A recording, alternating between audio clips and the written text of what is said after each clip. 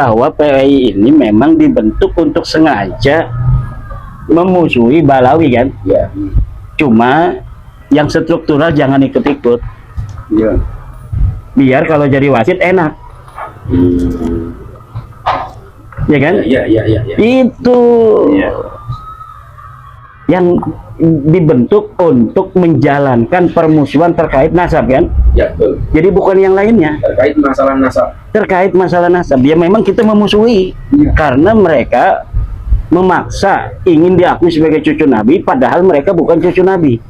Ingin diakui sebagai orang Arab, padahal DNA mereka bukan orang Arab. Ya, betul. Ingin dimuliakan oleh orang Indonesia, oleh masyarakat Jawa Nusantara, padahal mereka bukan orang mulia. Betul. Mereka ingin dianggap sebagai pahlawan, padahal mereka tidak ikut berjuang. Nah, tentu kita harus memusuhi, dan kata permusuhan itu bukan kata-kata jelek. Siapa yang dapat membuktikan bahwa Ubaid itu makamnya di Husaisah, makamnya di Yaman lah. Apa tuh namanya, kampung Bor apa kampung Husaisah? Ahmad bin Isa di Husaisah. Tidak ada, kecuali hanya rekayasa belaka, rekayasa sejarah yang diciptakan di abad 9 Hijriah. Karena Ahmad bin Isa adanya 345 Hijriah, Ubaid 383 Hijriah. Sebelumnya tidak pernah ada kuburan di situ sampai beratus-ratus tahun.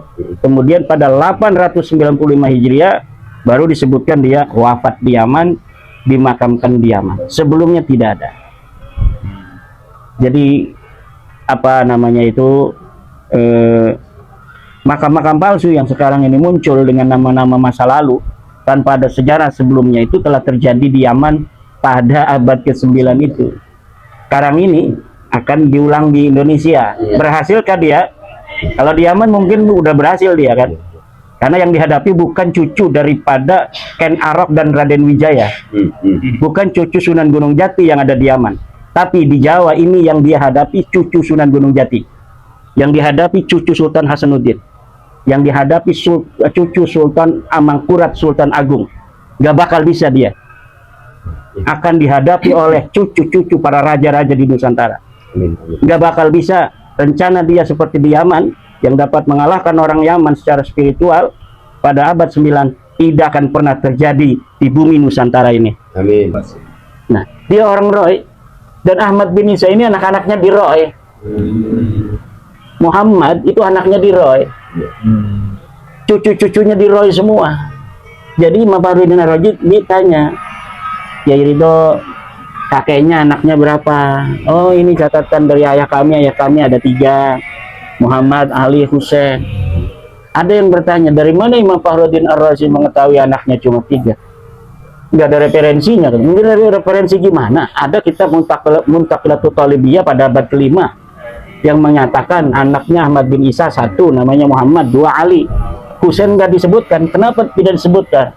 Karena Husain ini anak-anaknya kawin dengan sepupu yang kemudian nasabnya ikhtilat dengan Ahmad Asy'arani. Jadi kakeknya ini namanya Ahmad bin Isa, ini namanya Ahmad Asy'arani. Menyebutkannya pada salah. Artinya udah diketahui bahwa Husain ini berketurunan, tetapi keturunannya ikhtilat. Ini sedulur nih, beda ibu. Ini ke Ahmad bin Isa garis lakinya, ini ke Ahmad Syaroni. Ahli nasab berikutnya nggak mau nyatet. Yang begini ini nggak boleh dicatat karena di sini potensi kesalahannya besar. Nah, kalau yang ikhtilat begitu disebutkan berketurunan oleh Imam Sajarah Mubarakah itu, tapi tidak dicatat keturunannya siapa. Kenapa? Di situ ada ikhtilat. Seorang ahli nasab yang berhati-hati tidak mau mencatat keturunan yang ikhtilat. Ini sama-sama keturunan Nabi, kawin mengawin anak cucunya. Namanya Ahmad semua. Ini Ahmad bin Isa, An-Naqib, ini Ahmad Asy'arani.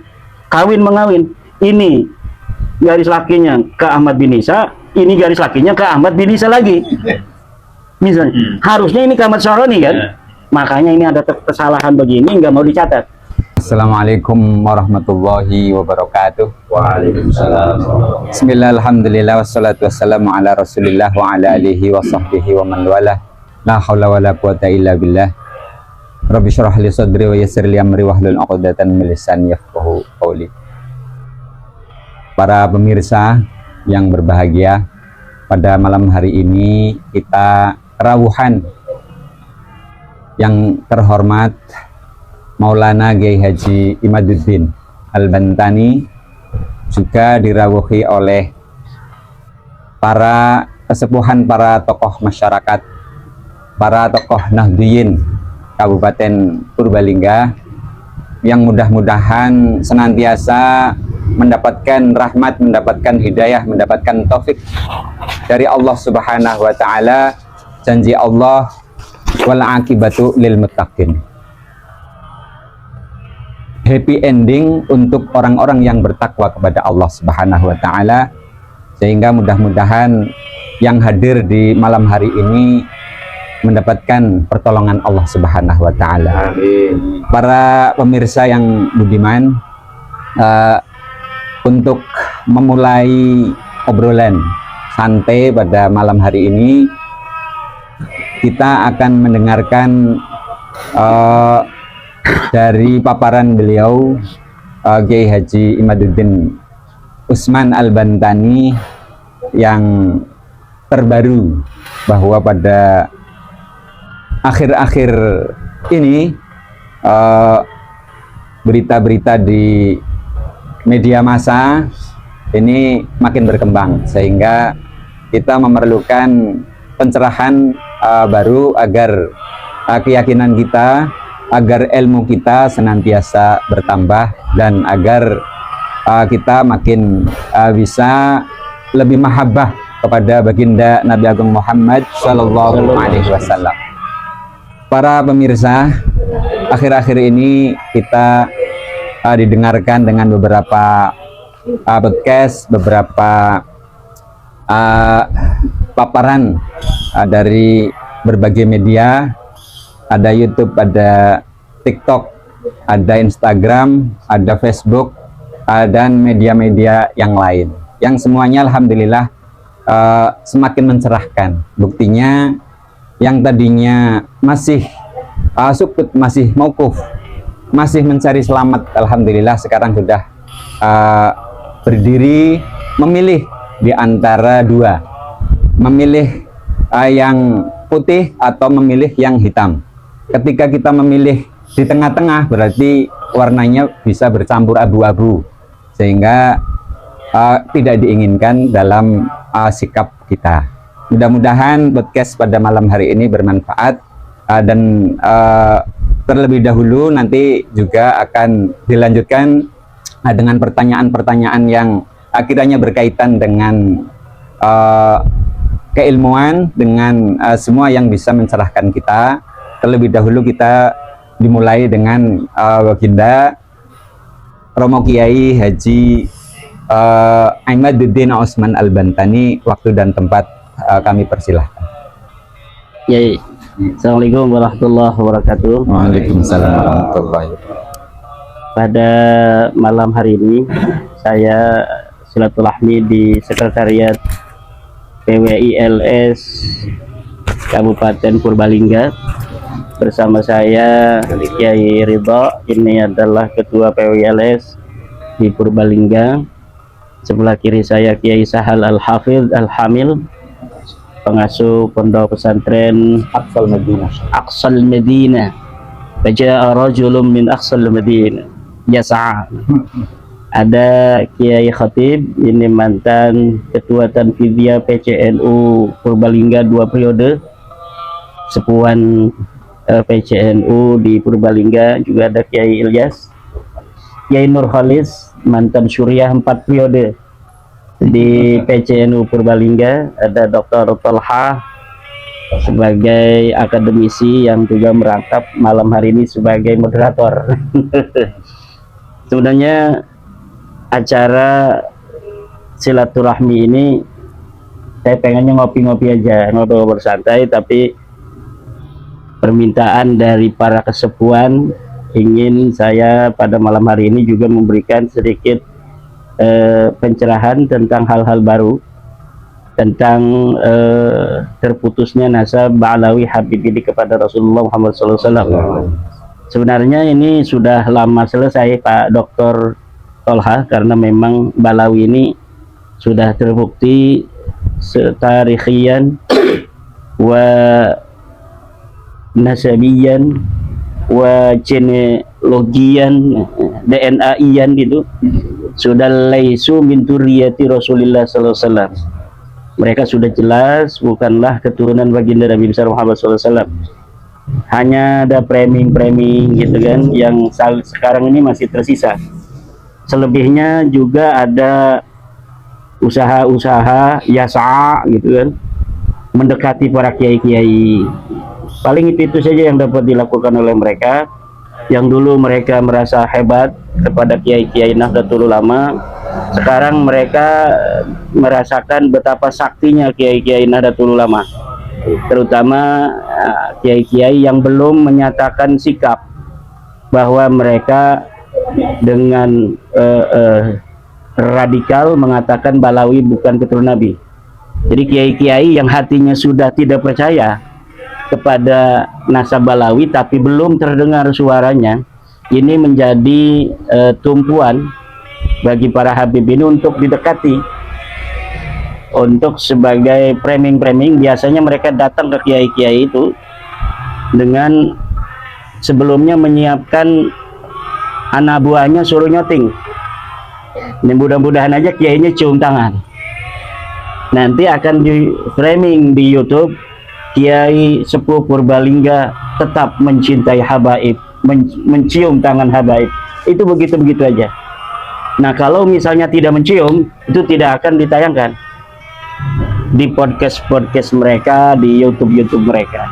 Tapi kalau sampai mencium tangan itu kiai itu ketika diswani oleh para habaib, itu yang akan dijadikan sebagai tajuk utama di dalam media-media sosial mereka.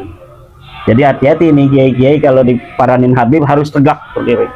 Karena memang dia bukan siapa-siapa, bukan turunan nabi, bukan turunan bangsawan, bukan turunan raja, bukan ulama. Alasan apa kita menghormatinya? Tidak ada. Datang bukan bawa duit, bagi-bagi duit kan. Kalau bagi-bagi duit sih kita hormati karena bagi duitnya kan. Iya. Ayo orang yang lam yaskurinna, lam yaskurillah. Kalau mereka bagi duit ya kita hormati karena bagi duitnya. Ini enggak kan? Jadi hati-hati, jangan sampai menunjukkan bahwa kita menghormati mereka. Karena menghormati itu bagi mereka adalah tunduk dan patuh, budak. Beda kalau kita dengan kiai Jawa. Kalau dengan kiai Jawa, kita menghormati itu adalah min alamati tawadhu, ciri-ciri tawadhu, dan kiai itu pun akan tambah menghormati kita yang menghormati dia. Tapi bagi Ba'alawi, tawadhu itu adalah kerendahan. Dan itu melegitimasi pengakuan mereka sebagai keturunan Nabi. Dan ini yang harus dihindari bagi para kiai-kiai ya di mana saja berada, untuk apabila bersalaman dengan para habaib ini jangan sampai menunjukkan ketakdiman, kehormatan.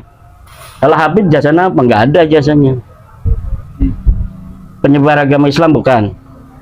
Kan untuk menghormati itu kita harus ada alasan. Orang kaya bagi-bagi duit bukan, turunan Nabi bukan, turunan penyebar agama Islam bukan, pejuang bukan. Apa alasan kita menghormati dia? Tidak ada. Paling bawa-bawa nama ulama, bohong-bohong atas nama ulama zaman dahulu kala yang terkenal seperti Ibnu Hajar. Ibnu Hajar itu sering dikutip namanya untuk mempengaruhi publik. Padahal Ibnu Hajar tidak pernah berkata apa-apa. Seperti ada habib dari Tanggul atau Tulungagung itu, saya lupa, di Facebook bahwa Ibnu Hajar berpendapat secara pribadi bahwa 70 kiai ulama itu kalah pangkatnya dengan satu sayyid. Ini sayyid yang asli ya.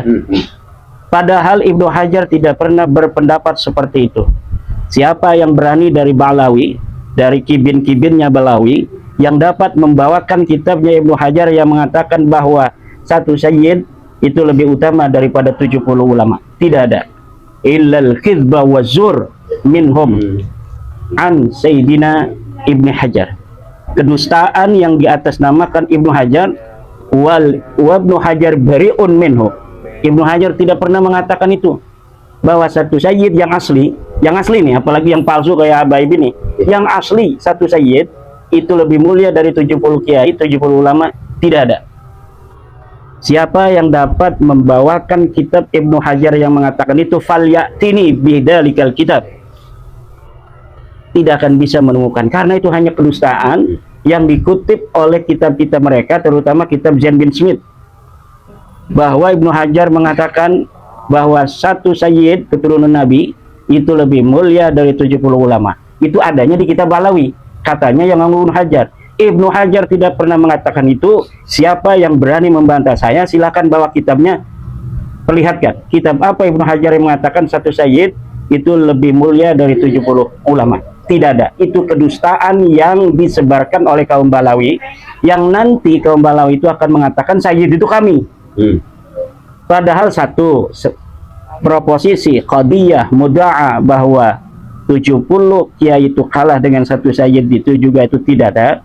Yang kedua, kedustanya nanti sayyidnya akan atribusikan kepada mereka. Nah, ini kedustaan keduanya. Jadi itu tidak ada. Kemudian tentang Ibnu Hajar, bahwa di dalam kitab sabatnya Ibnu Hajar itu menyebutkan silsilah gurunya, bukan gurunya Ibnu Hajar. Al-Idrus itu yang disebutkan di dalam kitab sabatnya Ibnu Hajar, in sahha hadal kitab, bahwa Ibnu Hajar tidak pernah bertemu dengan Abdullah Al-Idrus itu. Ibnu Hajar menemukan muridnya di Mekah yang membawa kitab. Kitabnya ada silsilah. Kebetulan Ibnu Hajar itu sedang menulis kitab sabat. Kebanggaan ulama zaman dulu itu kalau mereka mempunyai sanad yang begitu banyak. Akhirnya muridnya ini diminta oleh Ibnu Hajar, bolehkah saya masukkan sanad-sanad guru kamu itu di dalam kitab saya, dan bolehkah saya bersanad kepada dia, langsung tidak melalui muridnya ini. Dan itu disebutkan oleh Ibnu Hajar dalam kitabnya itu. Ibnu Hajar mengatakan, wa in lam alqahu, walaupun aku belum pernah bertemu dengannya. Nah, jadi ada kitabnya. Jadi Balawi punya kitab namanya Al-Juz'ul Latif. Kitabnya dibawa ke Mekah. Dan hampir seluruh kitab itu dinakal oleh Ibnu Hajar.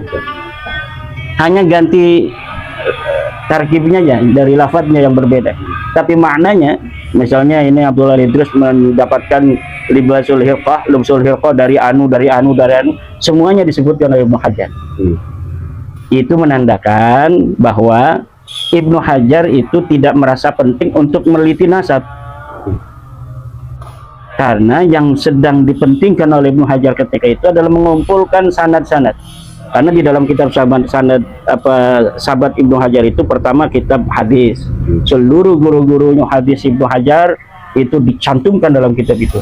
Kemudian kitab fikih, kitab usul fikih, kitab yang lain-lain seluruh gurunya, termasuk masalah lubsul hirqah. Lubsul hirqah itu thariqah.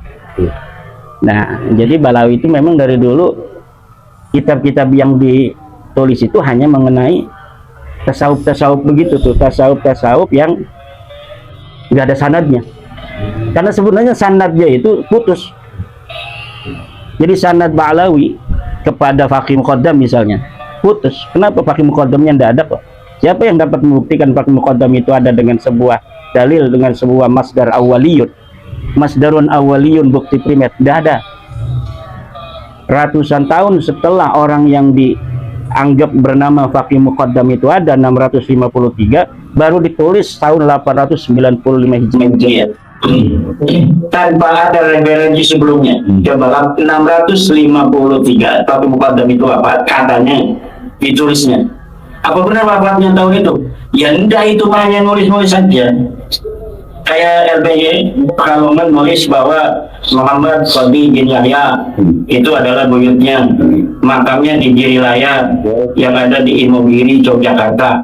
Padahal itu bukan makamnya, itu makam daripada paman saya yang namanya Sultan Girilaya. Sultan Girilaya dijadikan menantu oleh Sultan Amangkurat. Meninggal di sana di Jogja, dimakamkan di Girilaya. Sekarang datang itu Al-Hashimi segala macam, ormasnya LBY itu katanya itu adalah makamnya Qadi bin Yahya, kakeknya katanya LBY. Lah itu bohong, nggak ada orang dalam dunia ini namanya Qadi bin Yahya. Buktikan LBY kalau dia punya data bahwa buyutnya itu pernah hidup di alam dunia, udah bakal ada. Itu hanya nama-nama yang ditulis begitu aja. Dia tidak tahu siapa leluhurnya, kemudian dia ingin jadi Balawi, tulis dia sampai nyambung Balawi dengan nama-nama yang fiktif-fiktif itu. Dan itu terjadi di masa lalu juga. Apa yang terjadi di masa lalu itu terjadi di masa kini, Pak Dokter. Makam palsu misal. Siapa yang dapat membuktikan bahwa Ubed itu makamnya di Usaisah, makamnya di Yaman lah. Apa tuh namanya, kampung Bor apa kampung Usaisah? Ahmad bin Isa di Usaisah. Tidak ada, kecuali hanya rekayasa belaka, rekayasa sejarah yang diciptakan di abad 9 Hijriah. Karena Ahmad bin Isa adanya 345 Hijriah, Ubed 383 Hijriah. Sebelumnya tidak pernah ada kuburan di situ sampai beratus-ratus tahun. Kemudian pada 895 Hijriah baru disebutkan dia wafat di Yaman, dimakamkan di Yaman. Sebelumnya tidak ada. Jadi apa namanya itu, makam-makam palsu yang sekarang ini muncul dengan nama-nama masa lalu tanpa ada sejarah sebelumnya itu telah terjadi di Yaman pada abad ke-9 itu. Sekarang ini akan diulang di Indonesia. Berhasilkah dia? Kalau di Yaman mungkin udah berhasil dia kan, karena yang dihadapi bukan cucu daripada Ken Arok dan Raden Wijaya, bukan cucu Sunan Gunung Jati yang ada di Yaman, tapi di Jawa ini yang dia hadapi cucu Sunan Gunung Jati, yang dihadapi cucu Sultan Hasanuddin, yang dihadapi cucu Sultan Amangkurat, Sultan Agung. Gak bakal bisa dia, akan dihadapi oleh cucu-cucu para raja-raja di Nusantara. Nggak bakal bisa. Rencana dia seperti di Yaman yang dapat mengalahkan orang Yaman secara spiritual pada abad 9 tidak akan pernah terjadi di bumi Nusantara ini. Amin. Dan ini sudah nampak. Allah membuka tirai itu. Allah telah membuka tirai Ainal Mafar. Kemana mereka akan mencari tempat berlari? Tidak ada kecuali sebuah kesadaran bahwa mereka bukan cucu Nabi. Minta maaf pada orang-orang Indonesia yang pernah disakiti dengan pengakuan itu, yang pernah dizalimi dengan pengakuan itu. Dan kepada kibin-kibinnya juga harus taubatan nasuha, bahwa selama ini mereka mempercayai orang yang salah. Cucu-cucu Nabi yang asli di Saudi itu biasa-biasa saja. Cucu Nabi yang asli dari marga Al-Jammaz, Al-Abadilah, Al-Amir. Al-Amir yang asli, bukan kayak Ibrahim bin Mansur. Kalau Ibrahim bin Mansur ini orang yang memalsukan nasab, yang mendukung Balawi itu. Dia orang Yaman, datang ke Mekah mengaku marga Al-Amir, keturunan raja-raja di Saudi, dari keturunan Rasulullah, dan itu tidak terbukti. Dan haplogrupnya R, Balawi G, dia R, turunan Nabi ya harus J1 kalau yang lurus kepada Rasulullah. R itu Purbalingga. Kalau tapi R itu kalah dengan A. Betul? Ya kan A dulu. A, B, C, D. A itu Banten. Nah, ada yang haplogrup G, ada yang plat G. Ini yang udah kuadrat G-nya itu. Mana G? Nah. Oke, menarik sekali dari perbincangan ini. Insya Allah untuk perjalanan podcast malam hari ini ada beberapa pertanyaan yang akan disampaikan oleh kesepuhan-kesepuhan kita sebagai awakil, yang mana mereka sangat ditunggu-tunggu oleh para santri-santrinya, oleh para masyarakat yang memang menunggu-nunggu dari apa pencerahan ini. Yang pertama Romo Kiai Haji Khatib, waktu dan tempat monggo. Assalamualaikum warahmatullahi wabarakatuh. Saya merasa bangga, merasa bahagia pada malam hari ini bertemu dengan pembaharu Mujaddid. Ada sama. Ya insya Allah memang kenyataan.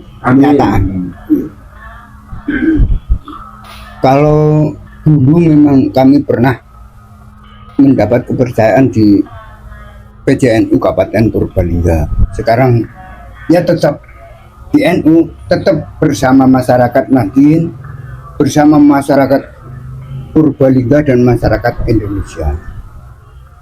Tadi yang sudah dipaparkan oleh Maulana itu sangat indah bagi kami.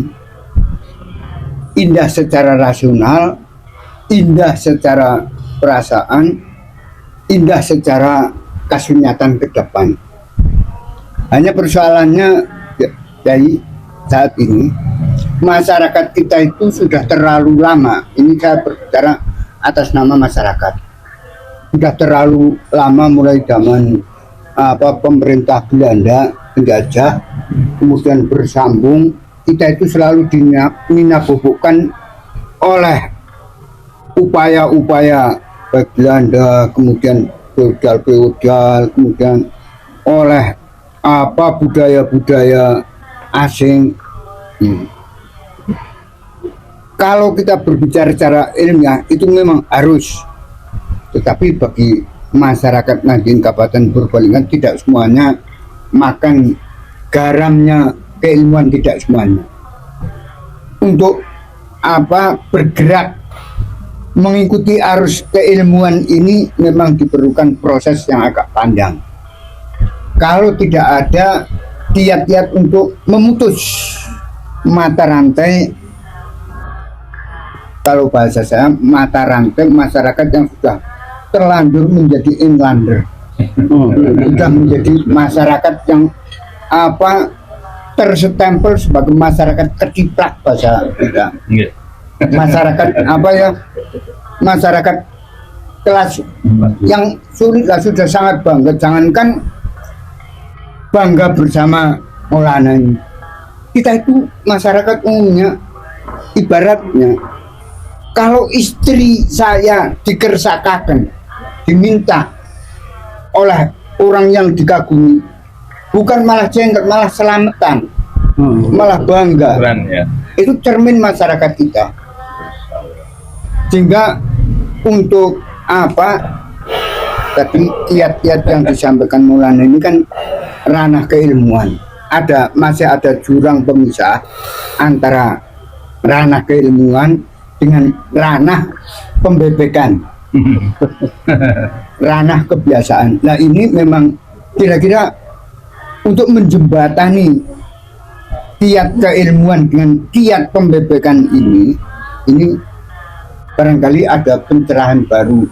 Nah, kalau bagi kami itu memang ya model silaturahmi tadi yang sudah disampaikan, model silaturahmi tokoh-tokoh keilmuan, ilmu apapun, terutama para kiai itu ya, karena Nun Sewu, para pemilik ilmu, otoritas keilmuan ya termasuk kiai itu sendiri masih berpikir beralih dari berpikir rasional keilmuan dengan apa yang sudah terbiasa terjadi. Kalau tadi dunia hitam, dunia putih, tengah-tengah dunia abu-abu ini, karena yang hitam dan abu-abu ini sudah sangat kental, untuk ditarik menjadi ke wilayah putih ini kan butuh kiat-kiat.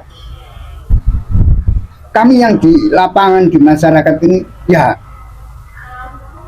cara keilmuan saya 100% percaya, 100% dengan model dan metode keilmuan ini ya, tapi membawa masyarakat yang ya bukan masyarakat yang tidak pintar, termasuk yang pintar-pintar itu juga karena sudah terbiasa enjoy, biasa Penak, sudah dekat, ini memang harus ada kiat-kiat baru di wilayah teman-teman yang di daerah-daerah ini. Lah, untuk yang semacam ini menurut Maulana kira-kira harus seperti apa kami yang di lapangan, selain tadi jalur keilmuan, kemudian jalur katakanlah struktural ke-NU-an. Karena struktural ke-NU-an ini juga orangnya kan macam-macam, jangankan warganya. Struktural pun ada yang sudah terbiasa berpikir keilmuan, ada yang hanya manut-manut saja. Tapi berapa persen orang nyun sewu di lapangan itu setingkat di anak ranting itu ya sampai ke MBC. Saya tidak berani sampai ke cabang atau wilayah.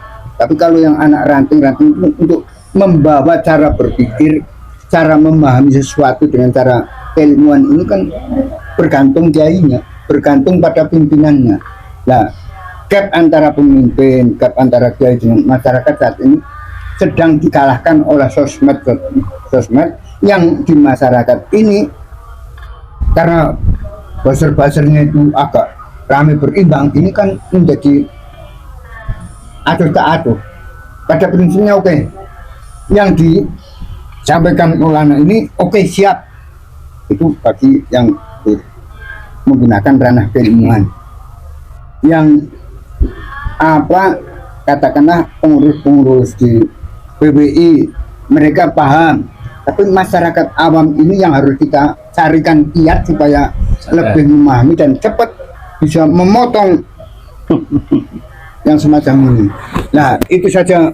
Nanti dulu Yai Khotib, sebelum saya jawab itu terkait dengan apa namanya, kan tadi menyebut ada MWC, ada ranting NU kan.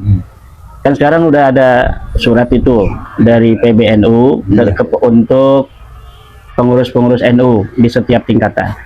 Kalau Yai Khotib sebagai mantan ketua PCNU 2 periode, bagaimana pandangan dan secara pribadi Yai Khotib? Oh ya, karena saya tidak berkapasitas mewakili PC, maka Pribadi. bagus itu surat instruksi. Bagus.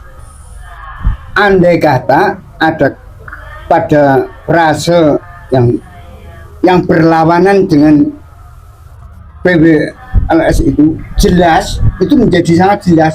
Itu kan ada frase yang misalnya supaya tidak bahasa saya cawe-cawe pada PBLS, tapi yang satu lagi frase berikutnya itu kan yang bertentangan dengan PWILS. itu kan yang menjadi kabur. Insya Allah masyarakat juga tidak paham.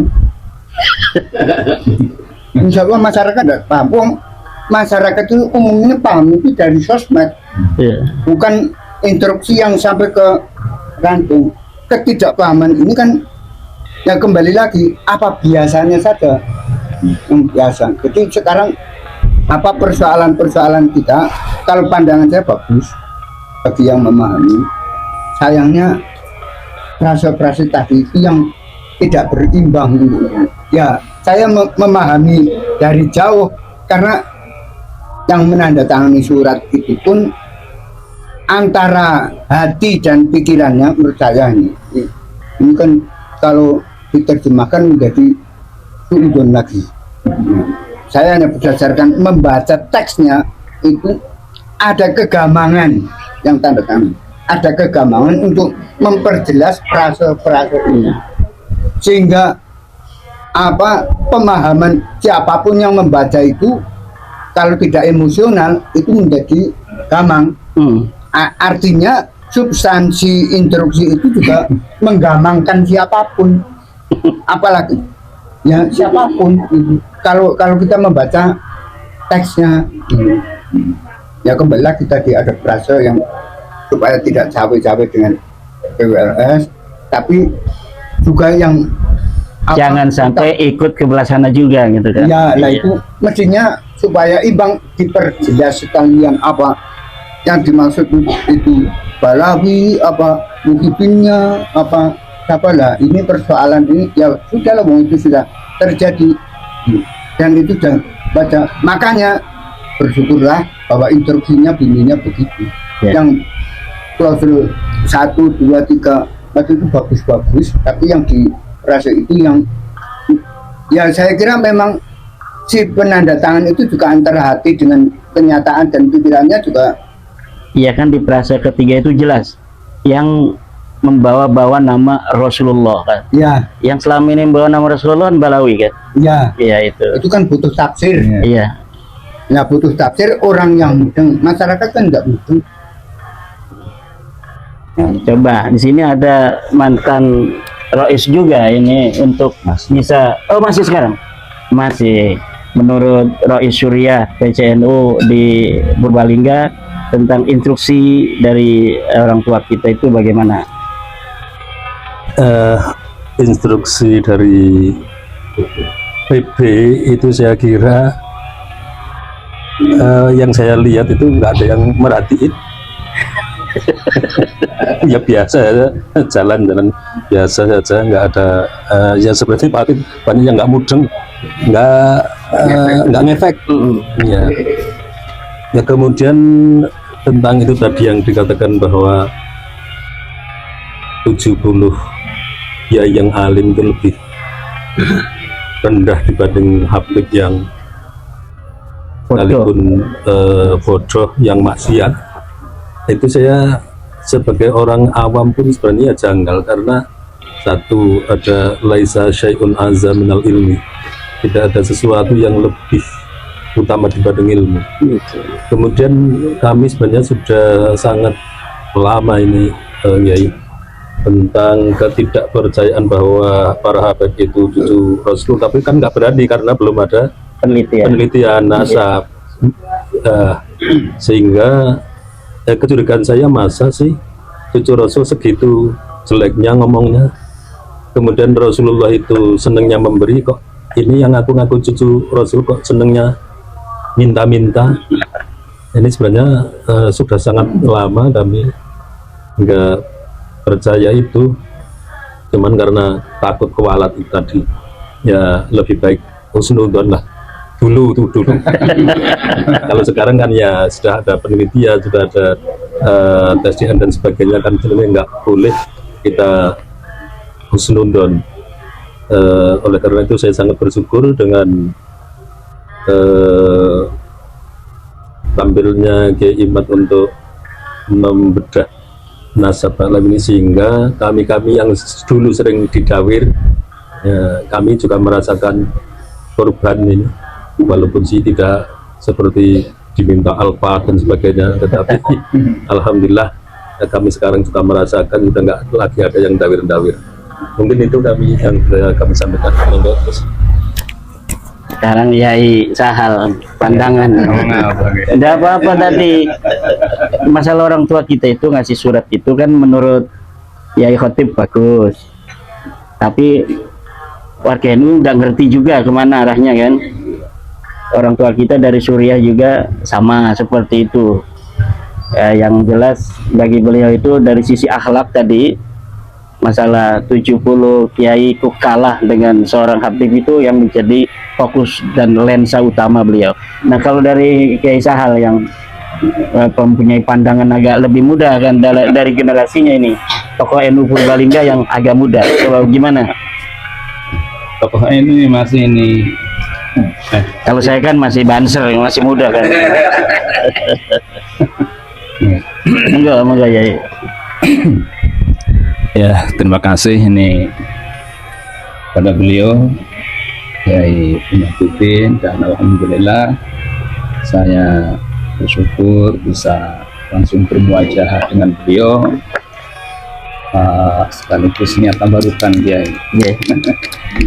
Mudah-mudahan pertemuan kita pada malam hari ini menjadikan keberkahan bagi kita semua. Amin. Menanggapi instruksi dari PPNU, bukan PWNU, PPNU. Iya. PPNU seperti yang kemarin saya sampaikan kepada Kiai Ridho. Ya, ada dua sisi. Ya. Pertama, kita memandang dari secara positif saja. Jadi ibarat seorang ibu yang menegur anaknya yang nilai rapotnya merah. Nah, si anak ini mendengarkan omelan sang ibu. Tapi kalau dia benar-benar mendengarkan, dia akan menemukan cinta di sana. Jadi kepedulian ibu, cinta seorang ibu pada anak muncul dalam bentuk omelan. Tapi kita kan nggak punya rapor merah ya. Mungkin Pak Kiai Khatib pandangannya seperti kami belum punya rapot merah ini PPLSI ya. Iya, PPLS. Dan juga kadang-kadang mungkin menasehati kita dalam bentuk dengan argumentasi yang berbanding terbalik. Biasanya seorang itu kalau disudutkan langsung tumbuh semangat untuk membuktikan bahwa saya tidak seperti itu. Ya, terus nunggu ya. Iya. Jadi seperti teman saya dulu itu dari Pekalongan ketika mau mondok ke Kalibuber itu, ketika berangkat mau mondok oleh tetangganya itu diejek. Nah, mondok sini kok primen urite. Primen masa depan ini mondok. Akhirnya dia tumbuh semangat. Saya jangan sampai kalah dengan anak-anaknya dia. Akhirnya ketika masih di pondok dia langsung belajar bisnis. Pekalongan itu kan produksi batik itu. Iya. Jadi mulai belajar jualan batik, dititipkan ke toko-toko yang ada. Nah, akhirnya itu dilalah itu ya. Ini anak-anaknya tetangga yang tadi ini menghina nih, justru menjadi karyawannya itu di santri ini. Luar biasa. Karena itu tadi loh. Lah, barangkali mungkin agar orang tua kita di sana, agar PWI ini benar-benar bersungguh-sungguh menebar rahmat, menciptakan kedamaian, dan menjadi pembawa kebaikan bagi sesama. Mungkin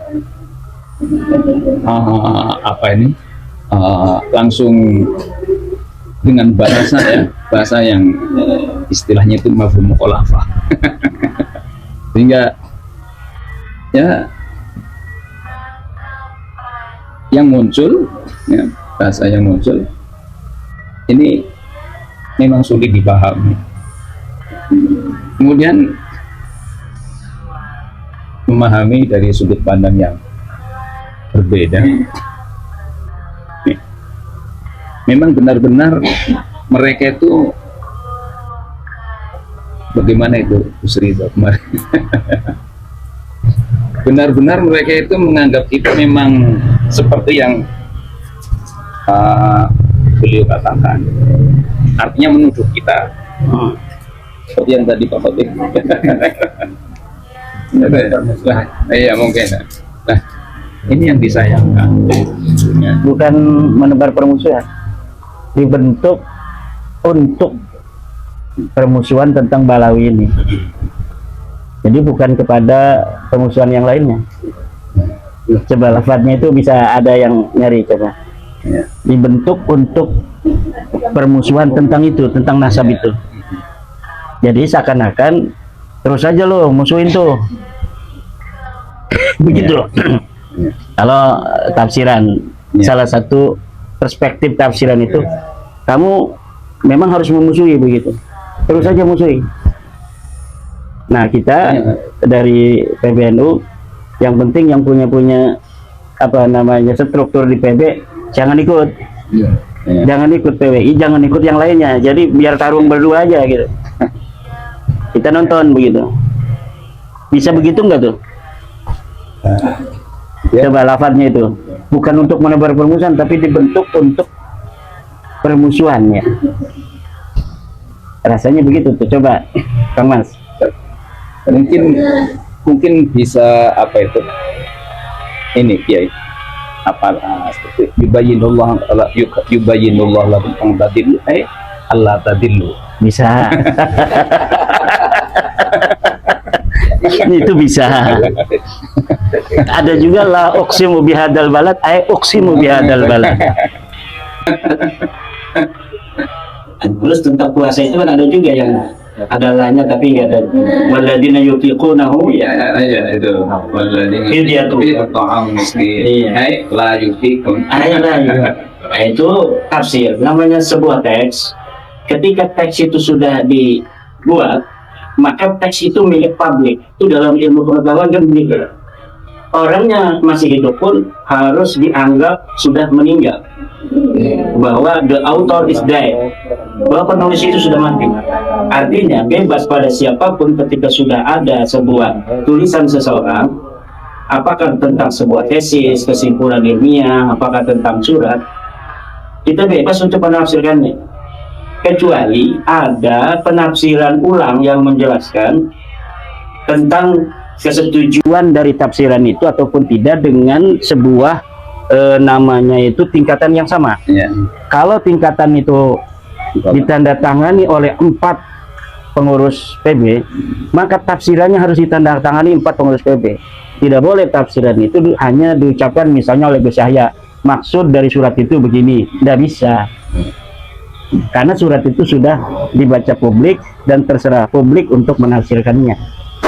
Adapun kalau ada tafsiran daripada surat itu harus memiliki tafsiran yang sepadan dalam tingkatan, yaitu harus ditandatangani juga oleh 4 orang pengurus inti daripada PBNU itu. Gimana, Kang? Ya, siap. Coba poin ketiga. Poin ketiga, setiap fungsionaris, pengurus dan kader Nahdlatul Ulama berkewajiban menjaga dan menegakkan hak dan martabat segenap warga tanpa kecuali. Nahdlatul Ulama tidak dapat mentolerir sikap, perilaku dan ucapan siapapun dan dari pihak manapun yang menyimpang dari nilai-nilai syariat, adab serta persatuan dan kesatuan bangsa. Lebih-lebih dengan menyalahgunakan kemuliaan Rasulullah SAW. Namun demikian, kesalahan dan penyimpangan yang dilakukan oleh orang perorangan tidak boleh dijadikan dasar untuk mengorbankan pertentangan dan permusuhan mengobarkan pertentangan dan permusuhan antar kelompok. Tuh, udah jelas poin ketiga maksudnya ke siapa itu? Balawi. Cuma PBNU berpesan dalam poin ketiga itu, walaupun demikian mereka selalu membawa-bawa nama Rasulullah, anggap aja oknum-oknum itu dan jangan sampai PWI mengobarkan apa? Mengorbankan pertentangan. Mengobarkan pertentangan. Itu berarti PBNU itu menginsafi, mengiyakan adanya penyimpangan-penyimpangan dari oknum-oknum itu. Dalam tanda kutip, menurut PBNU masih oknum-oknum, walaupun oknumnya terlalu banyak katanya. Yang baik, kata lagi satu kiai, yang baik itu Balawi oknum. Jadi yang baik itu adalah oknum kalau Balawi itu. Nah itu poin ketiga. Poin keempat. Poin keempat, setiap fungsionaris, pengurus dan kader Nahdlatul Ulama berkewajiban mencegah perpecahan, tafarruq dan mendamaikan pertentangan, islah dan filain, serta melepaskan diri dari keterlibatan dalam pertentangan mengenai nasab, baik dari keikutsertaan dalam silang pendapat yang meninggalkan adab maupun dari keikutsertaan dalam perkumpulan dan atau organisasi yang sengaja dibentuk untuk menjalankan permusuhan terkait masalah nasab. Tuh. Seperti perjuangan Wali Songo Indonesia, Master Seakan-akan itu beliau menyetujui bahwa PWI ini memang dibentuk untuk sengaja memusuhi Balawi kan? Cuma yang struktural jangan ikut-ikut. Biar kalau jadi wasit enak. Ya kan? Itu yang dibentuk untuk menjalankan permusuhan terkait nasab kan? Jadi bukan yang lainnya. Terkait masalah nasab. Ya memang kita memusuhi karena mereka memaksa ingin diakui sebagai cucu Nabi, padahal mereka bukan cucu Nabi. ingin diakui sebagai orang Arab padahal DNA mereka bukan orang Arab. Iya. Ingin dimuliakan oleh orang Indonesia, oleh masyarakat Jawa Nusantara padahal mereka bukan orang mulia. Mereka ingin dianggap sebagai pahlawan padahal mereka tidak ikut berjuang. Lah tentu kita harus memusuhi, dan kata permusuhan itu bukan kata-kata jelek. Al-Quran Allah sendiri kan mengatakan tentang bahwa ada musuh-musuh Allah. Ada Allah, aduwullah, asyaitanu aduwun, ya kan? Fattakhiduhu aduwa. Jadi malah Allah juga memerintahkan kita untuk menjadikan setan sebagai musuh. Jadi permusuhan dengan setan itu sesuatu yang sah dan bukan yang jelek. Ya cuma kan terutama dari Banyumas kan langsung marah aja. Ini saya anda terima PWI disebut dibentuk untuk permusuhan. Nanti dulu. Lah dan bahasa Al-Quran, bahasa hadis juga ada tentang permusuhan. Dalam hadis kursi, man ada li waliyan faqad adantuhu lil harbi. Siapa yang memusuhi kekasihku, kata Allah kan, faqad adantuhu lil harbi, maka aku umumkan baginya peperangan. Nah berarti Allah memusuhi dia kan, karena dia memusuhi kekasih Allah. Jadi kata permusuhan, misalnya PWI dibentuk untuk permusuhan, itu bukan konotasi negatif untuk PWI, tetapi itu adalah justifikasi dari PBNU bahwa memang kalau PWI dibentuk sebagai organisasi untuk menjalankan permusuhan terkait nasab itu, karena nasab itu tidak terbukti secara ilmiah, wajib dimusuhi. Alatul hisab. Aladul khisam itu wajib dimusuhi. Teruskan permusuhan itu sampai mereka mengakui bahwa mereka bukan cucu Nabi. Tafsirnya Yai Khotib ini betul. Dan saya juga pernah menafsirkan itu di sebuah podcast. Lalu dari salah satu anggota PB dari Tanfid, dia bukan yang tanda tangan, wakil-wakil lah, kan banyak wakilnya itu. Ya Imad, saya bingung ditanya oleh MWC, oleh PC di bawah. Saya pakai tafsirnya Kiai Imad itu katanya. Itu pengurus PB-nya loh. Jadi pengurus PB ada yang ditanya tentang instruksi itu, dia bingung jawabnya.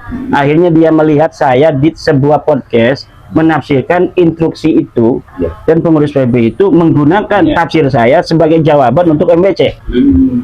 Begitu. Ya, jadi kalau kita mau husnudzon seperti itu, tapi kan kita tidak tahu latar belakang, tujuan, ma fi qalbi, ma fi qulubihim, apa sebenarnya itu motivasinya untuk membuat itu. Tetapi dalam teori ilmiah itu memang sebuah kata-kata itu milik publik, boleh ditafsiri sebagaimana adanya teks itu. The author is dead, penulis itu sudah dianggap mati. Itu ini, maaf ya, ini ya, hati, mohon maaf, bertentangan dengan al-zahir kadul alal batin. Qad badatil baghdha min afwahihim wa ma tufi suduhum akbar. Kadang begitu. Yes. Tapi kadang-kadang yaqulu nabi afwahihim ma laysa fi qulubihim. Bisa juga. Makanya kita hanya pakai zahir kan. Nah, kalau apa sesuatu yang zahirnya lafadznya begitu, nggak perlu ditakwil. Enggak, zahirnya begitu kok. Kecuali apa ada susulan penjelasan surat instruksi, silakan aja. Nah, yang saya khawatirkan begini sebenarnya. Hari ini kecil-kecilan banyak yang sudah menjalankan survei. Jadi warga NU itu mayoritas mendukung PWILS. Yang saya takutkan, karena saya ini adalah Nahdiyin yang sejak lahir gitu. Apabila justru surat instruksi semacam itu menimbulkan relaan akar rumput Nahdiyin ini. sehingga kemudian apa namanya itu, karena mereka sudah putus asa, mereka mencintai Nahdlatul Ulama tetapi merasa tidak diperhatikan oleh yang hari ini mengemban sebagai pengurus, kemudian ada pemberontakan di dalam dirinya secara psikologi, akhirnya kemudian imbasnya kepada Nahdlatul Ulama sendiri. Kalau hanya kepada pengurus, itu kan pengurus itu muakkad, terbatas waktunya. Mungkin 2026 Desember itu pengurus sekarang ini nggak ada yang terpilih lagi, ya kan? Tapi Nahdlatul Ulama sebagai rumah besar kaum Nahdiyin ini tetap harus diselamatkan, harus tetap dijaga. Jadi apa namanya itu, NU itu ya selawas ya. Kalau pengurus kan sak perlu nih, ya kan? Karena pengurus itu akan senantiasa diganti terus. Ini sudah dibuktikan ini. Betul. Nah, saya yang paling khawatirnya itu sebenarnya. Nanti adakan perlawanan. Oke, saya milih PWI aja. Oke, dan Kiai Abbas mengebel saya itu kesedihannya hanya untuk Nahdlatul Ulama. Kalau hari ini kita menjaga jarak dengan NU, oke, kita organisasi, NU organisasi. Bagaimana kalau nanti warga NU memilih PWI semua? Ya, beliau kan cucu daripada Mbah Abbas, murid Mbah Hashim. Itu dari apa namanya ibunya, dari bapaknya Benda Kerep. Bapaknya itu Ki Fuad Hashim, itu Kiai Benda Kerep.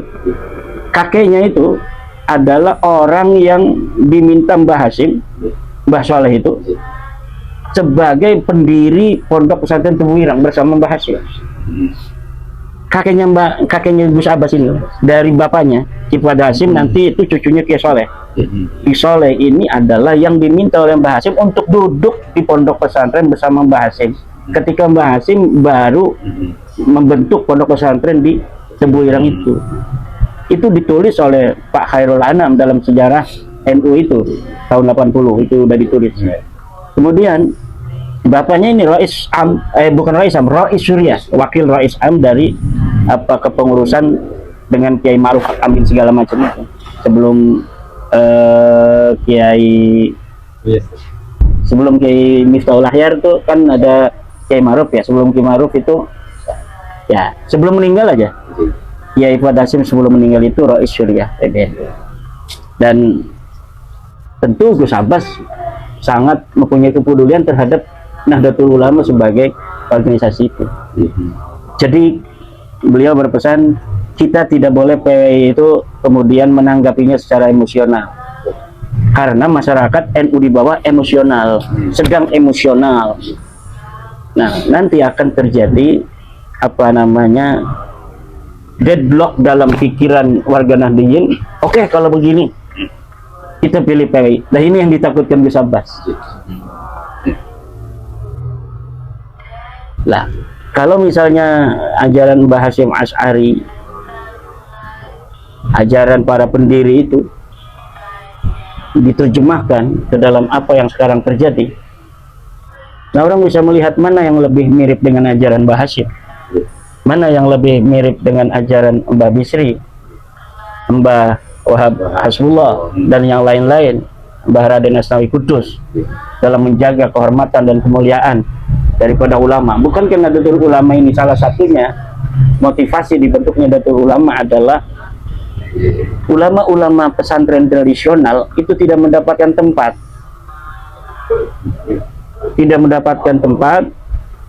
cenderung di nomor 5, di nomor 6 kan, dalam pergolakan keulamaan pada masa itu, karena ulama modernis itu sudah pada datang itu dari luar negeri.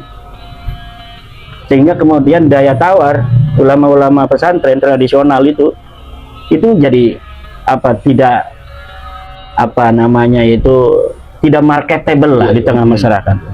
Akhirnya dibentuk sebuah kebangkitan ulama-ulama tradisional itu sebagai upaya untuk menaungi para ulama, kemudian dapat juga memberikan sumbangsi terhadap peradaban dunia.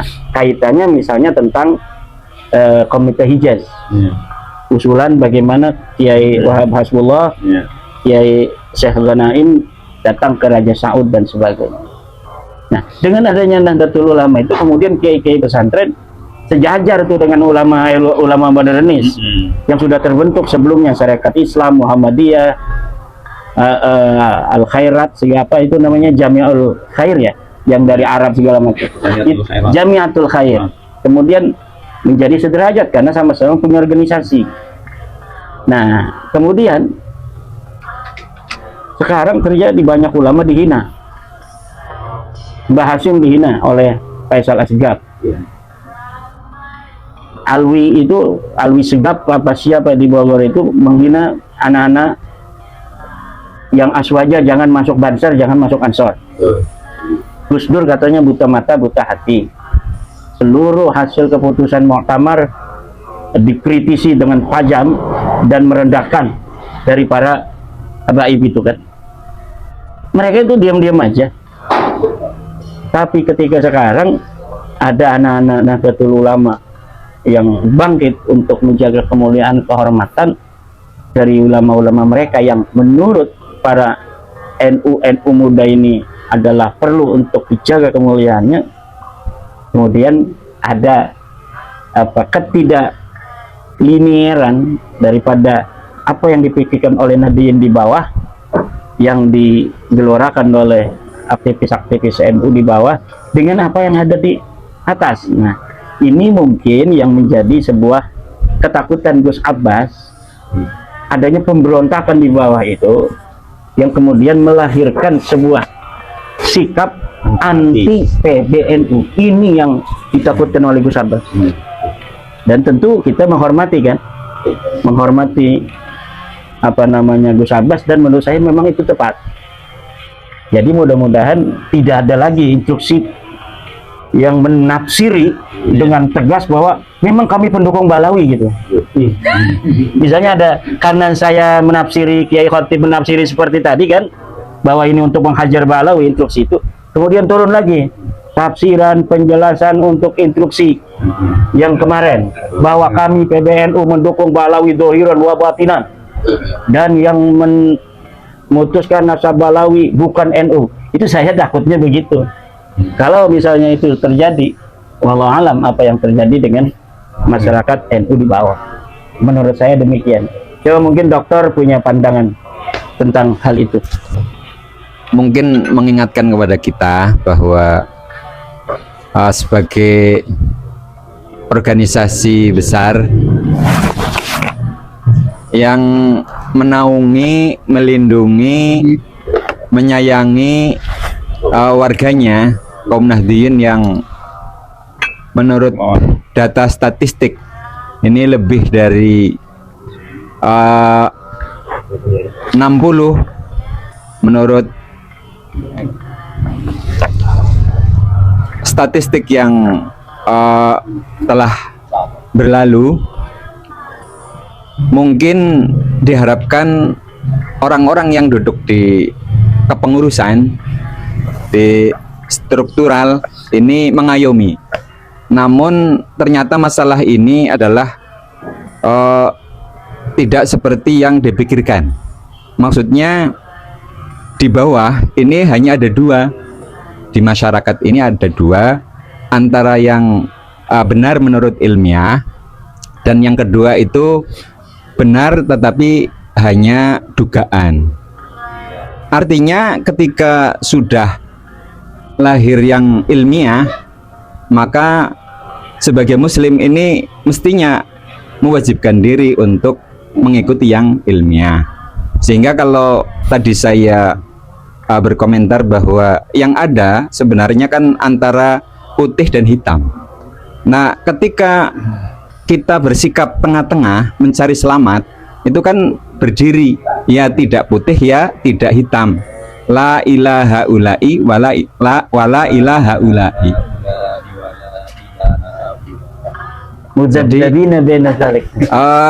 Maka dari itu mungkin menjadi pemikiran ulang, menjadi pertimbangan ulang bahwa yang terjadi di masyarakat itu tidak seperti yang dipikirkan oleh yang di pusat. Jadi yang di masyarakat ini minta, sebenarnya kan minta ini apa, ketegasan gitu, klarifikasi tentang masalah ini, khususnya adalah nasab Bani Alawi. Dari saya mungkin itu, walaupun mungkin hanya sebagai gambaran, tetapi ini bisa menjadi pertimbangan lagi di pusat. Terima kasih. Ya, ini sebagai jawaban pribadi, nanti akan kita sambung lagi. Ya, kalau ya khatib ya tentang lalu bagaimana cara kita di akar rumput di warga Nadiyin yang dilakukan PWLS harusnya bagaimana kan? Yaitu kan terkait dengan metodologi dan metode dakwah, dan itu sudah diberikan metodenya oleh Allah. Ud'u ila sabili rabbika bil hikmati wal mau'izatil hasanah wajadilhum billati hiya ahsan. Nah, itu metodologinya. Ud'u ila sabili rabbik bil hikmah, ay bil ulumin nafi'ah awalan, bidalaila wa barahin. Ya, kan? Kemudian wal mau'izatil hasanah, dengan nggak perlu dalil, nggak perlu burhan. Kalau ini yang kedua ini bil mau'izatil hasanah, ini untuk orang awam yang dia nggak perlu dalil, nggak perlu bukti. Kenapa? Karena mereka tidak butuhkan itu. Dengan cara bil mau'izatil hasanah. Nah, karena dulu mereka itu juga mempercayai Balawi karena ikut kiainya, ya kiainya ngomong lagi, ternyata dulur-dulur itu Balawi bukan cucu Nabi. Boleh hormati Habib, tapi jangan hormati karena menganggap mereka cucu Nabi. Kalau mereka ada yang ngasih duit, hormati karena dia ngasih duit. Kalau mereka itu punya ilmu, hormati karena punya ilmu. Begitu aja. Jadi itu bil mau'izatil hasanah. Nah, yang tadi berarti termasuk mau'izatil hasanah nggak itu, yang instruksi yang itu tadi?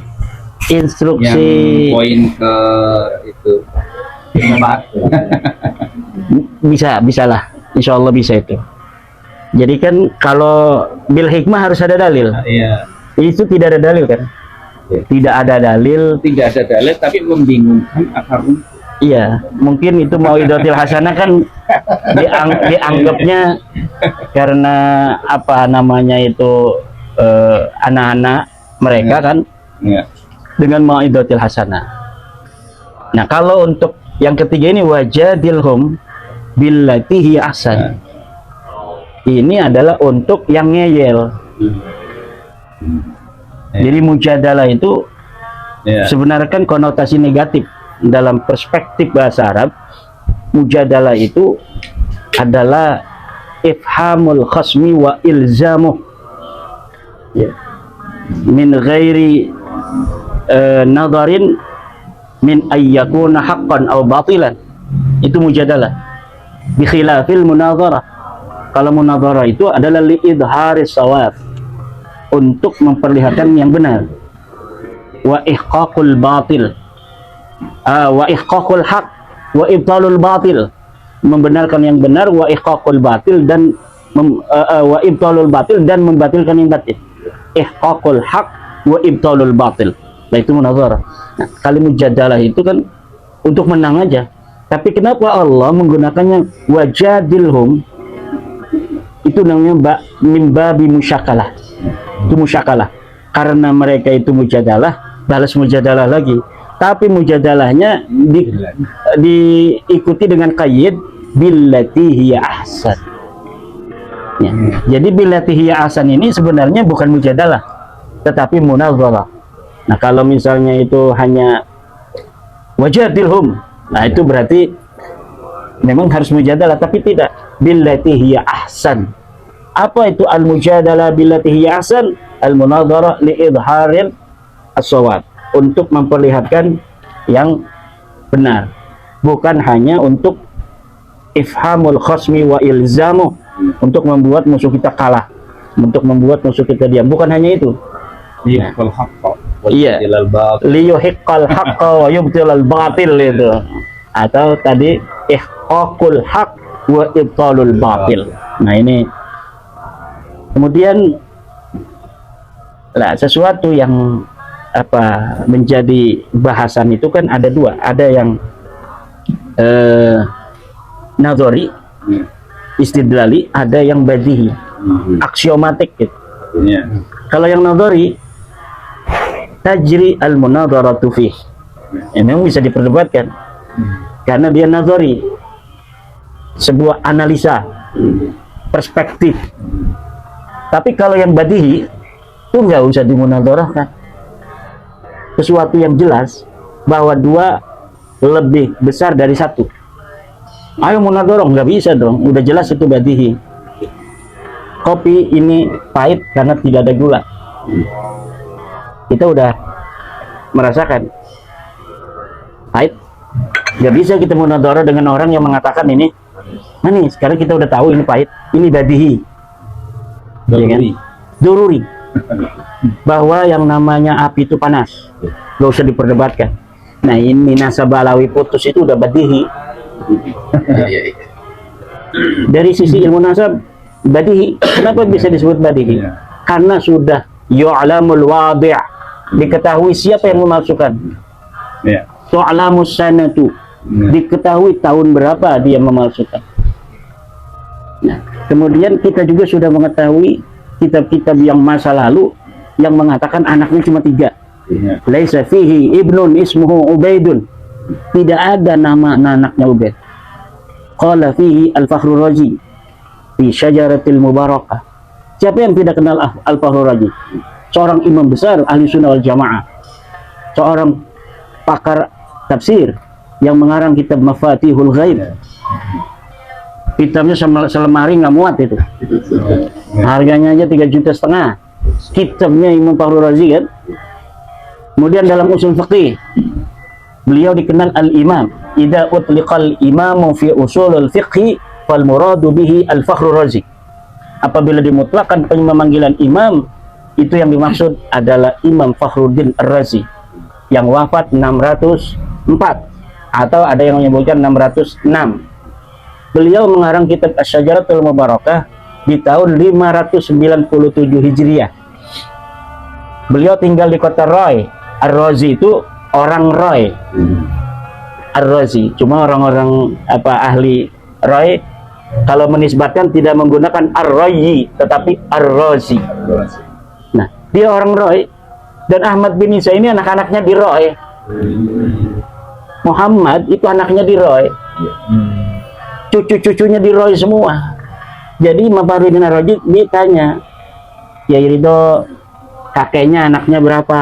Oh, ini catatan dari ayah kami ada 3, Muhammad, Ali, Husain. Ada yang bertanya, dari mana Imam Fakhruddin Ar-Razi mengetahui anaknya cuma 3? Nggak ada referensinya kan? Mungkin dari referensi gimana? Ada kitab Muntaqilatul Talibiyah pada abad ke-5 yang menyatakan anaknya Ahmad bin Isa 1 namanya Muhammad, 2 Ali. Husain nggak disebutkan. Kenapa tidak disebutkan? Karena Husain ini anak-anaknya kawin dengan sepupu yang kemudian nasabnya ikhtilat dengan Ahmad Asy'arani. Jadi kakeknya ini namanya Ahmad bin Isa, ini namanya Ahmad Asy'arani. Menyebutkannya pada salah. Artinya udah diketahui bahwa Husain ini berketurunan, tetapi keturunannya ikhtilat. Ini sedulur nih, beda ibu. Ini ke Ahmad bin Isa garis lakinya, ini ke Ahmad Asy'arani. Ahli nasab berikutnya nggak mau nyatet. Yang begini ini nggak boleh dicatat karena di sini potensi kesalahannya besar. Nah, kalau yang ikhtilat begitu disebutkan berketurunan oleh Imam Asy-Syajarah Mubarakah itu, tapi tidak dicatat keturunannya siapa. Kenapa? Di situ ada ikhtilat. Seorang ahli nasab yang berhati-hati tidak mau mencatat keturunan yang ikhtilat. Ini sama-sama keturunan Nabi, kawin mengawin anak cucunya, namanya Ahmad semua. Ini Ahmad bin Isa An-Naqib, ini Ahmad Asy'arani, kawin mengawin. Ini garis lakinya ke Ahmad bin Isa, ini garis lakinya ke Ahmad bin Isa lagi. Misalnya, harusnya ini ke Ahmad Asy'arani kan? Makanya ini ada kesalahan begini, nggak mau dicatat. Nah, itulah Muntaqilatul Talibiyah hanya mencatat 2. Tapi Imam Fakhruddin Ar-Razi walau tidak mencatat nama keturunan daripada Husain, Muhammad dan Ali aja yang dicatat keturunannya, siapa-siapa, dia tetap menyebutkan dengan jumlatun ismiyatun tadullu alal hasri. fa'aqibuhu min salasati banimin Muhammadun wa Aliyun wa Husainun, bahwa keturunannya Ahmad bin Isa 3 dari 3 anak saja, 1 Muhammad, 2 Ali, 3 Husain. Nah, Muhammad disebutkan keturunannya, Ali juga ada tapi Husain enggak. Kenapa disebutkan di situ oleh Imam Farid Ar-Razi? Keturunan Husain ini ikhtilat, tidak bisa dicatat. Kenapa? Kalau ikhtilat begitu, pencatatannya salah, seorang ahli nasab yang bertanggung jawab tidak mau mencatat itu. Nah, jadi Ahmad bin Isa beranak 3 ini sudah konklusif itu sejak abad ke-6 Hijriah. Jika tiba-tiba di abad 9 kemudian terjadi penambahan Ubaid, ini adalah mardudun la yuqbalu. Itu secara ahli ilmu nasab. Itu aksiomatik cara menghancurkan sesuatu yang tidak masuk di dalam pembahasan lagi seperti ini. Nggak bisa dibahas. Orang sudah ada pagar di sini kok dia masuk dari sini. Nah, itu yang terjadi itu ya khotib. Dan ini kita memberi pencerahan bahwa perdebatan itu hanya terjadi pada nadori dan istidlali. Ini badihi, tidak diperlukan pemikiran, diperlukannya data. Nggak perlu filsafat, nggak perlu. Ini cukup ada dalilnya, nggak ada datanya, nggak mana kitabnya. Nggak perlu katanya, nggak perlu kitab. Husnudon aja nggak bisa kita husnudon. Kopi ini udah pahit, nggak bisa bos. Masa kita ngomong kopi ini manis hanya karena dokter Tolha mengatakan kopi ini manis, sedangkan kita sudah merasakan kopi ini pahit? Tidak bisa. Mubahalah. Ayo kata dokter Tolha, ya Iman, kopi itu manis. Kalau nggak percaya, ayo kita mubahalah. Nggak mau dokter, saya sudah merasakan. Mubahalah siapa saja yang salah di antara kita. Kalau kopi ini manis, maka akan hancur lebur. Saya mengiyakan, bahaya dokter itu. Lah saya nggak mengiyakan aja ada yang jadi korban kok. Ada yang jadi korban gara-gara dia mubahalah sendiri. Mubahalah itu walaupun sendiri, kalau dia meyakini sesuatu yang dia tidak tahu, itu konsekuensinya kena. Demi Allah, ini saya pakai Quran bahwa Balawi nasabnya tersambung pada Rasulullah. Padahal dia tidak tahu. Tidak tersambung lagi. Kalau misalnya tidak tersambung, saya siap kena lanat. Lah, akhirnya kena lanat sendiri. Maka janganlah yang begitu. Saya berkali-kali tantang, tidak mau dokter.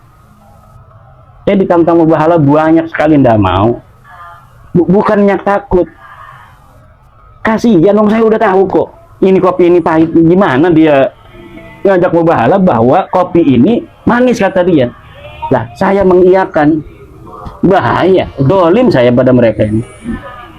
Apalagi dia mubahalahnya bawa anak cucunya. Lah anak cucu yang bahkan belum ada itu akan terkena daripada azab. Itu kita harus hindari membawa anak cucu dalam emosi yang kita miliki. Saya itu punya pengalaman tentang itu. Jadi dulu buyut saya itu buyut Muhammad namanya. Nah, buyut Muhammad ini ya pernah bersumpah dengan sepupunya. Nah, kan ada buyut Utsman itu punya menantu buyut Muhammad loh. Makanya sebagian keluarga saya pakainya Bani Muhammad, sebagian lagi Bani Utsman. Saya ikutnya ke Bani Utsman. Ini saingan ini. Bani Muhammad saingan dengan Bani Utsman, sama-sama menantu dan ini, tapi anak cucunya kan beda-beda. Apa umumun wa khususun, apa mutlakun kan? Setiap Bani Muhammad berarti Bani Utsman kan? Tapi tidak setiap Bani Utsman itu Bani Muhammad. Ya. Nah, itu Bani Muhammad, buyut Muhammad ini pernah apa namanya itu sepatah kata orang Banten tuh. Ribut sama orang, sama sepupunya. Anak cucu saya 7 turunan gak mau kawinkan dengan anak cucu kamu, 7 turunan. Kata buyut saya itu. Tiba-tiba baru 3 generasi, 4 generasi ada yang cinta sama cinta kan. Lah itu nggak jadi. Nah, ada lagi cinta sama nggak jadi. Saya masih di pondok. Pas saya udah di rumah, ada lagi yang cinta sama cintanya dengan sepupuan ini. nggak jadi juga, hampir nyaris nggak jadi. Ibunya datang ke saya, Imat, gimana tuh kalau begitu? Kan dulu buyut kita sepatah bersumpah tidak boleh menikah dengan keturunan dia itu. Ini gimana nih, saling cinta mencintai gitu kan. Kata saya, tidak ada urusan itu dengan buyut kita. Waktu itu ngomong, kawinin, tanggung jawab kata saya, tapi punya syarat. Apa syaratnya? Nyembelih kambing gitu saya. Masa ya kan, kita harus menghormati juga kan omongan leluhur kita itu, tetapi dengan fidyah. Udah potong kambing aja. Akhirnya motong kambing. Terus kambingnya buat siapa? Buat saya kata saya. Dengan santri-santri kan. Akhirnya kawinlah 2 orang dari keturunan sepupu yang berseteru itu di masa lalu, dan alhamdulillah barokah sampai sekarang. Anaknya bagus-bagus, rezekinya jadi bos dia, nah kan. Nah itu, jadi kita harus hati-hati, jangan suka membawa-bawa anak keturunan kita dalam emosi kita. Ini itu Habib Agus Aslan itu, yang tadinya sebelum tes DNA gratis dia siap menerima apapun juga hasil DNA-nya.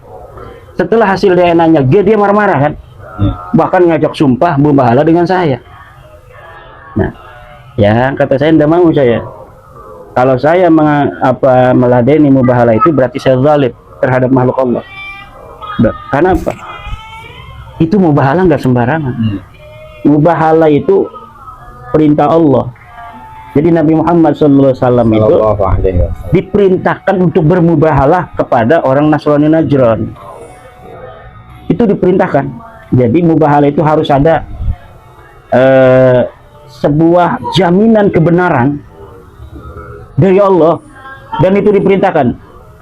Qul ud'u abna'ana wa abna'akum wa nisa'ana wa nisa'akum wa anfusana wa anfusakum summa nabahil fala'natullah. Ya. Fanaj'al la'natullah 'alal kadzibin. Itu kata Rasulullah dalam hadis-hadis. Saya diberitahu oleh Jibril bahwa Nasrani Najran akan dihancurkan Allah kalau mereka berani besok datang. Untung mereka nggak datang. Orang Kristen ini masalah nasab. Nasabnya siapa? Nasabnya Nabi Isa. Kata orang Nasrani, Nabi Isa itu adalah anaknya Allah. Kata Nabi Muhammad, Nabi Isa itu adalah Abdullah wa Rasuluh, hambanya Allah dan Rasulnya Allah. Nggak terima itu Nasrani Najran. Dari Yaman juga itu. Jadi Nasrani Najran ini dari Yaman. Yaman ini banyak masalah dari sejak zaman dulu. Abraha itu orang Yaman, nyerang Ka'bah itu. Abraha itu kata PI, itu orang Yaman. Jadi mereka itu tidak suka Mekah itu ramai.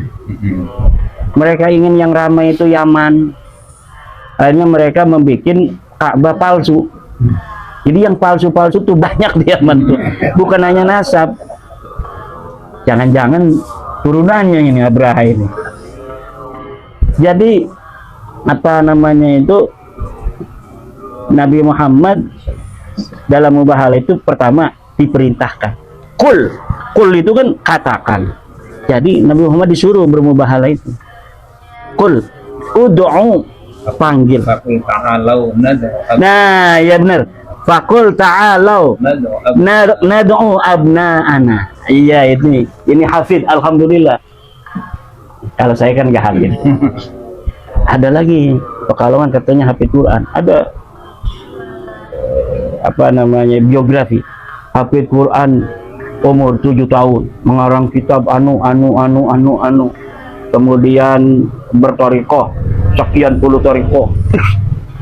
Ini udah dipersiapkan kalau sampai bab nasab ini tidak ada, akan dijadikan apa namanya tokoh besar di masa depan ketika sudah meninggal. Tapi dengan adanya apa hari ini pencerahan ini nggak bisa. Alhamdulillah. Nggak bisa, walaupun sudah ditulis bukunya. Kalau saya kemarin lihatnya itu dari kibinnya aja, dari Facebook, bikin sudah. Coba orang yang kena kasus apa sodomi aja mati, makamnya dibikin istana, dibikin apa namanya pemakaman yang bagus, dikasih AC, dikasih kelambu kayak ulama besar. Padahal apa dia nulis kitab apa? Dia menemukan teori usul fikih apa? Mengaji kitab apa? Tidak ada. Tapi di masa depan kalau sudah 100 tahun, ini sangka ulama besar ini. Walaupun pernah terkena kasus sodomi. Semua orang yang sudah meninggal dibesar-besarkan tuh Yai Nurholis ininya, apa sejarahnya kayak Malang, ulama yang hafal 1 juta hadis. Tidak ada. Siapa yang bisa membuktikan dia hafal 1 juta hadis waktu hidupnya? Tidak ada. Muhaddis apa? Siapa guru-gurunya dalam ilmu hadis? Pernah nggak dia ketemu muslim di dunia di zaman ini? Musibah saja nggak nyampe 1 juta. Lah Bukhari itu cuma 4.000 hadis. Iya, makanya. Katakanlah 4.000 kali 6 berapa cuma? Iya. Lah ada yang masih hidup disebutkan kan? Katanya Umar bin Hafid hafal 100.000 hadis. Kata saya orangnya masih hidup, saya akan jajal kalau ada yang fasilitasi. Enggak bakal apa hadis hafal itu. Karena Pak Balaw itu senang meninggi-ninggikan kelamnya sedemikian rupa untuk suatu tujuan yang tidak sesuai dengan kenyataan. Makanya saya pernah mengatakan laisa fihim waliyun bin nakirah. Tidak ada yang jadi wali dari mereka. Makanya nggak perlu kita takut walat, nggak ada walinya. Nggak ada walinya. Masa iya ada wali dari pemalsu nasab? Orang bohong pemalsu nasab jadi wali, nggak ada. Masa ada wali joget-joget? Nggak ada, bos.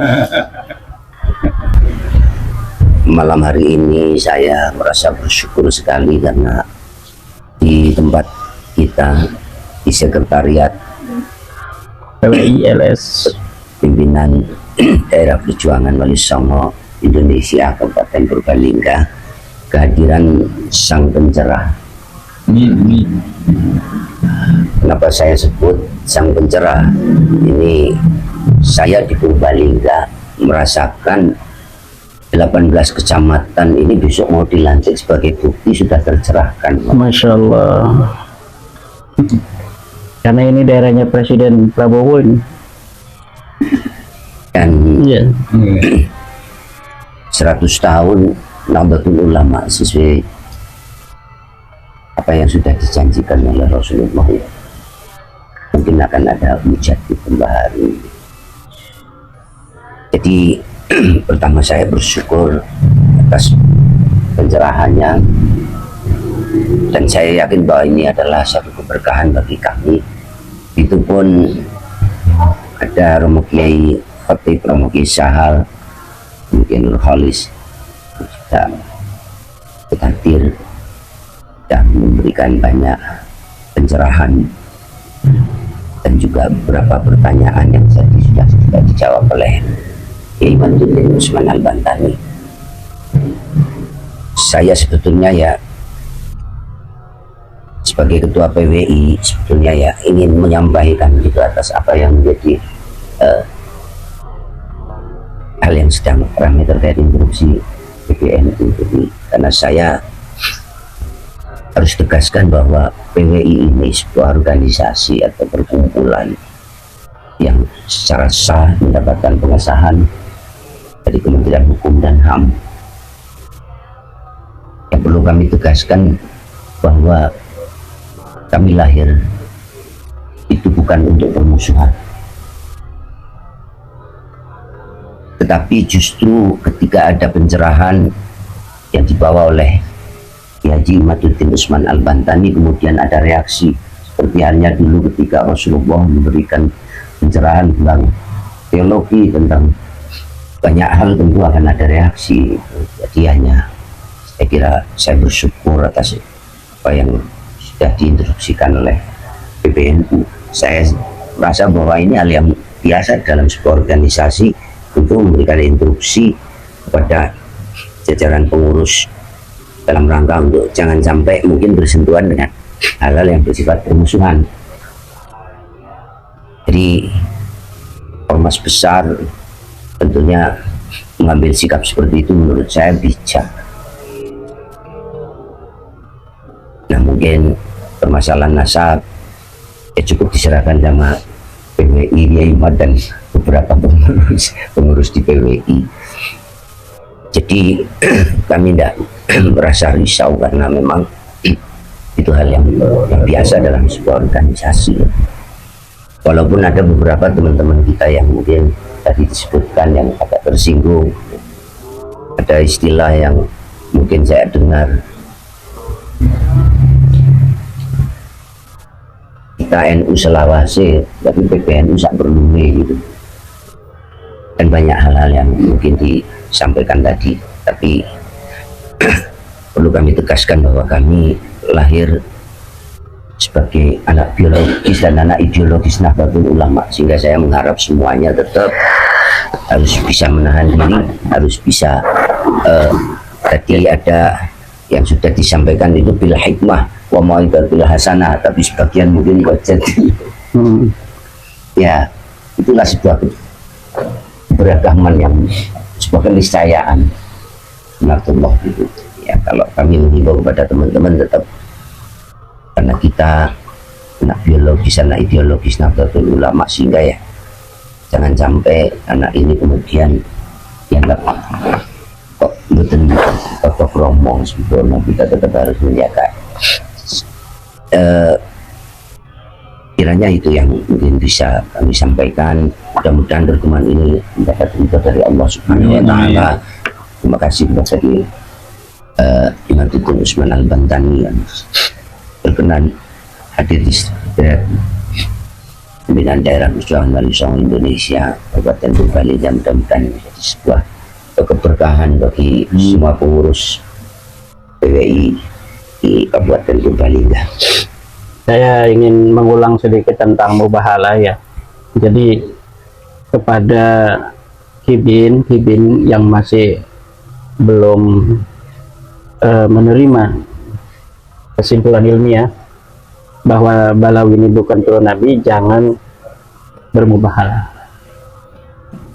Artinya seperti tadi yang difirmankan Allah, qul ta'alau nad'u abna'ana wa abna'akum wa nisa'ana wa nisa'akum wa anfusana wa anfusakum summa nabtahil fanaj'al la'natallahi 'alal kadhibin. Itu ini berbahaya.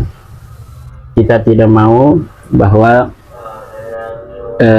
al-mad'u warga NU yang seharusnya mendapatkan kasih sayang dari semua orang-orang yang sedang memberikan pencerahan, kemudian malah dirinya sendiri membuat dirinya mendapatkan laknat dari Allah. Walaupun kita tidak menerima mubahalah itu, tetapi konsekuensinya kalau kalimatnya itu ada konsekuensi seperti demi Allah saya meyakini nasab ini. Nah ini kan kalau tidak terbukti maka saya dapat laknat, naudzubillah, itu dia bersumpah sendiri berarti. Maka jangan sampai hal-hal ini diteruskan. Artinya kalau memang masih belum mau menerima ya nggak usah mubahalah, nggak usah menantang-nantang, karena itu konsekuensinya dengan Allah. Walaupun kita semua ini tidak menerimanya. Ya itu yang ingin saya sampaikan. Terakhir mungkin Kiai Khatib. Sepatah kalimat, kita tetap berkhidmat, kita tetap muliakan NU beserta panji-panji dan masyarakat di bawahnya. Sejalan dengan apa yang disampaikan oleh Kiai Imad, mari kita upayakan sebenarnya apa yang dikatakan atau yang diupayakan atau yang dihasilkan dalam penelitian dan tulisan Kiai Imad itu adalah untuk memuliakan warga NU, memuliakan NU itu sendiri. Karena itu tidak ada kata pertentangan, tidak ada kata untuk kita tinggalkan. Ayo kita bersama-sama sampai paham dan kita ambil keputusan kembali pada kemuliaan NU melalui cita-cita Kiai Imad. Terima kasih. Terima kasih atas pencerahan malam hari ini. Mudah-mudahan kita bertambah wawasan lagi, bertambah yakinnya lagi, dan niatkan ini sebagai wasyawirhum fil amri. Kita mendiskusikan sesuatu agar titik terang ini makin jelas. Ketika ada diskusi memperdalam ilmu, kita makin yakin, maka itulah yang dikehendaki ilmu. Tetapi ketika kita membahas sesuatu, termasuk membahas nasab, kok makin tidak jelas, maka tinggalkanlah. Rasulullah Shallallahu Alaihi Wasallam bersabda, ma yuri buka ila ma la yuri buka. Tinggalkan semua yang meragukanmu kepada sesuatu yang tidak meragukanmu. Mudah-mudahan kita senantiasa dibimbing oleh Allah, dan mudah-mudahan ini menjadi pencerahan dan kita diperlukan untuk bersikap.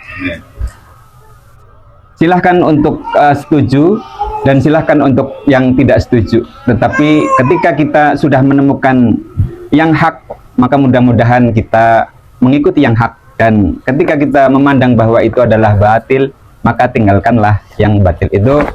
Segala salah mohon maaf yang sebesar-besarnya, dan atas semua diskusi malam hari ini kita hanya bisa menyampaikan wabil khusus kepada Maulana Yai Haji Imaduddin Osman Al-Bantani, mudah-mudahan senantiasa diberi umur panjang, diberi pahala yang berlimpah. Amin ya rabbal alamin. Wallahul muwaffiq ila aqwamit thoriq. Wassalamualaikum warahmatullahi wabarakatuh.